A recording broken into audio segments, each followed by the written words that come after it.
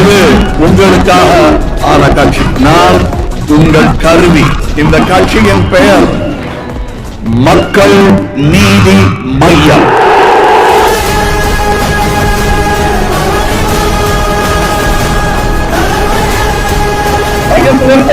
முடிவு பண்ண முடியும். இதுதான் என் சட்டம்.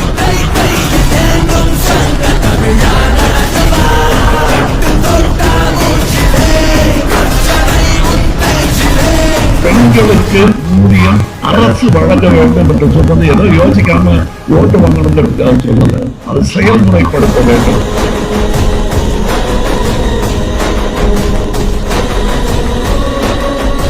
இந்த நிலை என்பது ஒரு அவசர நிலை. இது தமிழ்நாட்டிற்கும் தேசத்திற்கும் பயனுள்ளதாக அமைய வேண்டும். எதிர்வாத சக்திகளுக்கு இது கைகூடிவிடக் கூடாது என்பதற்காக நாங்கள் எடுத்திருக்கும் முடிவு. நீங்கள் கொடுத்த அரசு இன்னும் அப்படியே பாக்கி இருக்கு. அதற்காகத்தான் நான் அரசியல் வந்தேன். கட்சி வரைகோடுகள் இவையெல்லாம் இரண்டாம் பட்சம், தேசம்தான் முதல்.